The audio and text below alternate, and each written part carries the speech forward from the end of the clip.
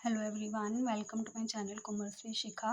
Last video में मैंने आपको बताया था कि किस तरह से हम जर्नल एंट्रीज रिकॉर्ड करते हैं in case of issue of share for consideration other than cash.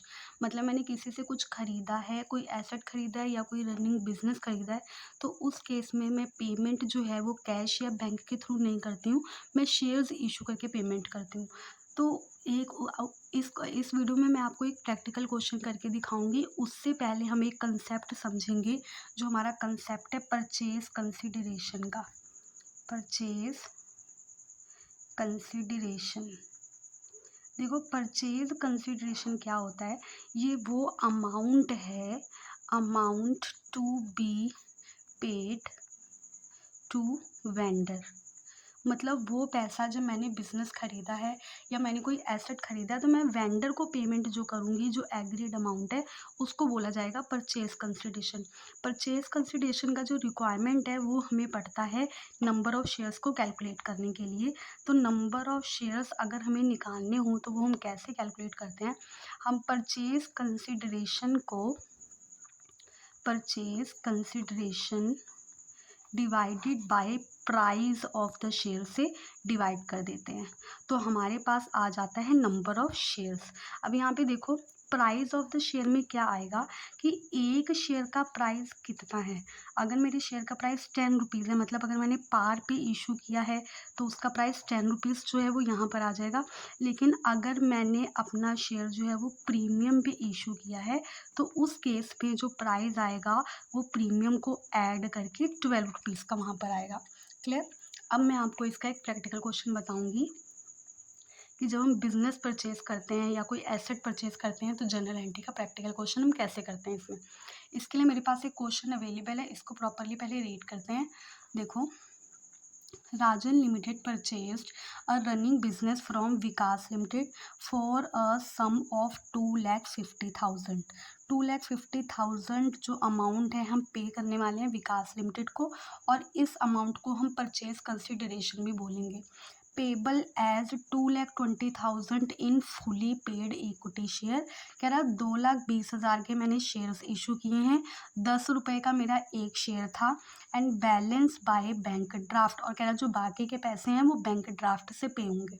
आगे देखो, the assets and liabilities consisted of the following. और ये हमारे एसेट दिए हैं, लाइबिलिटीज़ दी हैं, और इनको हमें जर्नल एंट्री में रिकॉर्ड करना है। सबसे पहले देखो प्लांट एंड मशीनरी है, तो मैं जर्नल एंट्री जब रिकॉर्ड करूँगी तो एंट्री किस तरह से रिकॉर्ड होगी। पर्टिकुलर्स डेबिट का अमाउंट एंड देन क्रेडिट का अमाउंट। देखो फर्स्ट एंट्री, सबसे पहले मुझे क्या करना है, सारे एसेट्स को डेबिट करना है। तो एसेट्स है सबसे पहले जो उसने ख़रीदा, that is plant and machinery. Account debit वो है 90,000 की। देन उसने यहाँ पे बोला बिल्डिंग खरीदी है 90,000 की, और डेटर्स हैं 30,000 के। देखो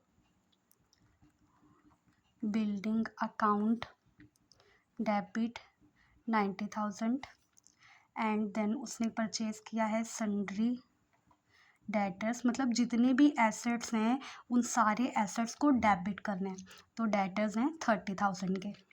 आगे देखो स्टॉक है 50,000 का, स्टॉक भी मेरा एसेट है इसलिए इसको डेबिट कर रही हूँ।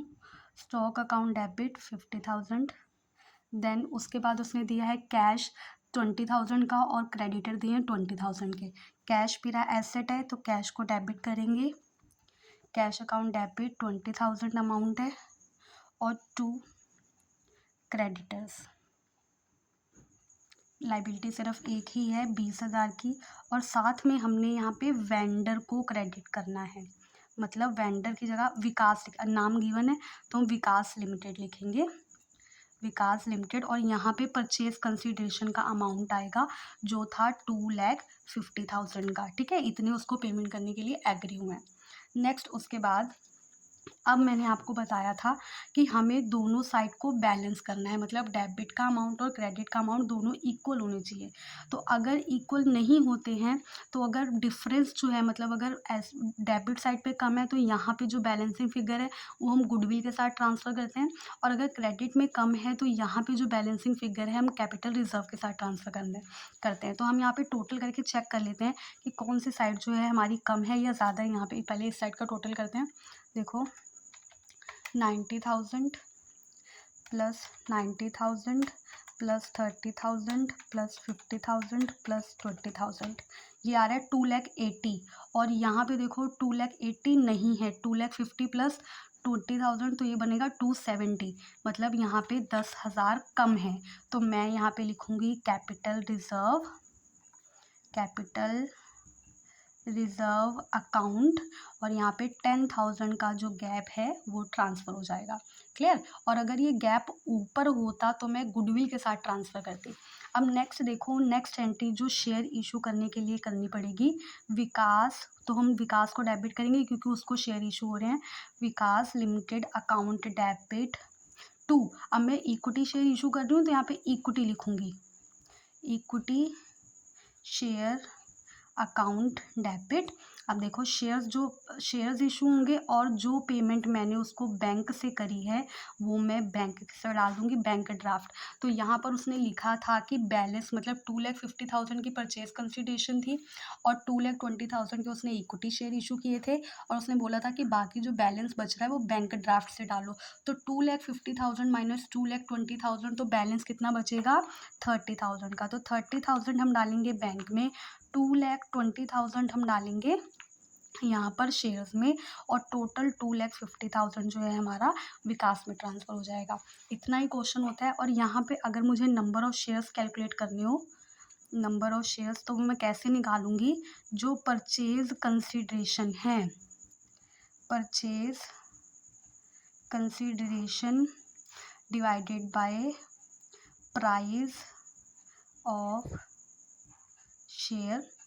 तो यहाँ पे देखो, अब उसको एग्रीड जो किया जा रहा है 2,20,000 का, तो 2,20,000 divided by 10 rupees, total 22,000 shares जो हैं उसको इशू करे जा रहे हैं। क्लियर हुई बात? इस तरह से हम इस क्वेश्चन को सॉल्व करते हैं कि अगर बिजनेस खरीदा गया है तो ये जो है हमारे पास जर्नल एंट्री ऐसे रिकॉर्ड होती हैं जब हम केस करते हैं कि issue of share for consideration other than cash. Thank you so much. I hope आपको ये समझ में आया होगा।